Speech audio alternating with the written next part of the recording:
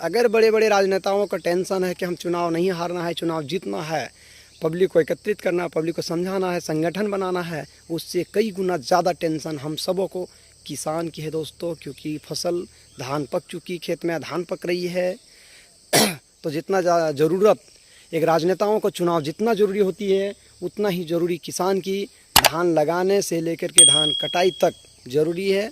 और धान पक चुकी है तो किसान से कई गुना ज़्यादा, राजनेताओं से कई गुना ज़्यादा अभी किसान की टेंशन बढ़ गई है, क्योंकि खेत में इधर धान पक रही है। नमस्कार दोस्तों, फिर से हमारे YouTube चैनल अंकित आदित्य ब्लॉग्स में आप सबों का स्वागत है। और अभी की समय हो रही दोस्तों 6:20। सो हमारे ओर से प्यार भरा गुड मॉर्निंग। तो दोस्तों हम सब जान रहे हैं, हम अभी फ़िलहाल ज़्यादा दूर नहीं अपने झारखंड का चर्चा कर रहे हैं। हम भी झारखंड के मूल निवासी, झारखंड का पैदाइशी हैं। और हम सब जान रहे हैं कि हमारी झारखंड में अभी दो चीज़ों की बहुत ज़बरदस्त लहर चल रही है। पहला है इलेक्शन की लहर, इलेक्शन की लहर है। और यहीं सामने देखिए किसान का भी लहर चल रही है दोस्तों। इलेक्शन अभी विधानसभा चुनाव लेकर के सभी बड़े बड़े राजनीतिक पार्टियां, राजनेताओं अपने अपने पार्टी की प्रचार प्रसार कर रही है। और काफ़ी आनी तेज ज़ोरों शोरों से पब्लिक को एकत्रित कर रही है, इकट्ठा कर रही है, अपनी भीड़ जमाव कर रही है, ताकि हमारी वोट मिले। और जिनको ज़्यादा बहुमत प्राप्त होगी उन्हीं की सरकार बनेगी, उन्हीं की क्षेत्र से विधायक बनेंगे। और यहाँ सामने देखिए दोस्तों, हम आपको दिखा सकते हैं, वीडियो क्लिप के माध्यम से देख रहे हैं, आप अपने डिस्प्ले में देख सकते हैं। ये जो आप स्क्रीन में जो देख रहे हैं दोस्तों, देखिए लगभग धान भी रेडी हो चुकी है, धान पूरा पक चुकी है। तो किसान भी अपने अपने धान लेकर के वो भी चिंतित है, मंथन में है। और वो भी अपने परिवार, अपने बच्चों के साथ पूरा किसान के प्रति जागरूक हो चुके हैं और जग चुके हैं। वो अपना खेत घूम रहे हैं सुबह सुबह। और रही बात, अभी घूम के जाके वो खेत खलिहान तैयार कर रहे हैं। खलिहान कब तक रेडी हो जाएगी, क्योंकि पक रही है धान, बारिश हो जाएगी तो नुकसान है। यानी सोचिए कि जितने ज़्यादा अगर बड़े बड़े राजनेताओं का टेंशन है कि हम चुनाव नहीं हारना है, चुनाव जीतना है, पब्लिक को एकत्रित करना, पब्लिक को समझाना है, संगठन बनाना है, उससे कई गुना ज़्यादा टेंशन हम सबों को किसान की है दोस्तों। क्योंकि फसल धान पक चुकी, खेत में धान पक रही है तो जितना ज़रूरत एक राजनेताओं को चुनाव जितना ज़रूरी होती है, उतना ही ज़रूरी किसान की धान लगाने से लेकर के धान कटाई तक ज़रूरी है।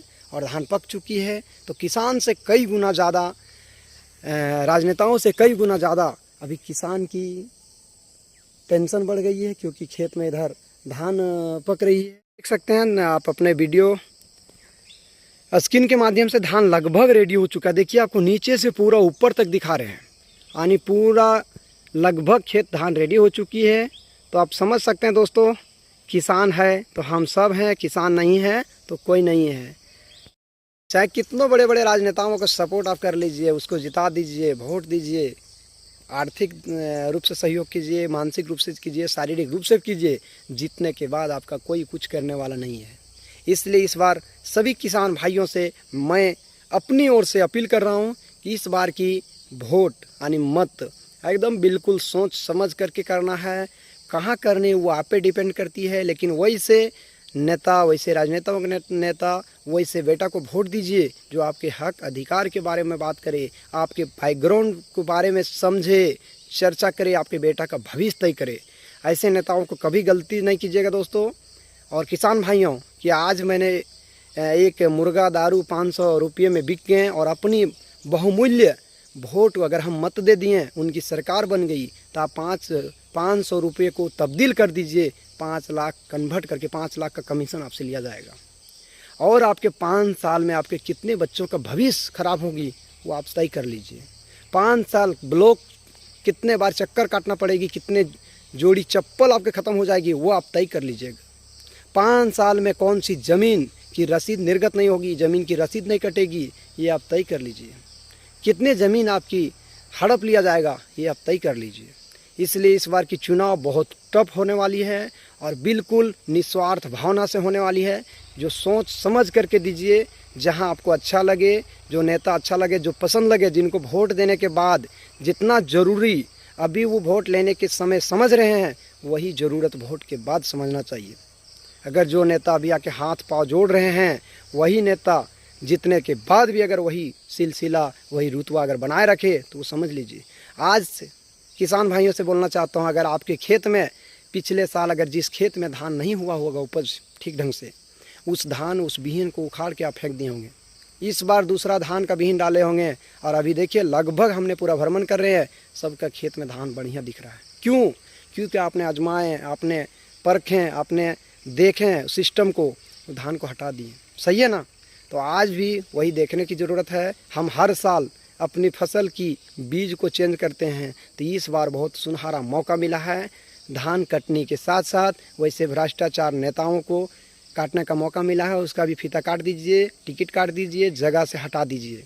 आने 5 साल में एक बार बदलने का मौका मिला है, तो ज़रूर सोच समझ करके मतदान कीजिए, और इधर इलेक्शन का भी तैयारी कीजिए, अपना किसान खेती खलिहान का भी तैयारी कीजिए।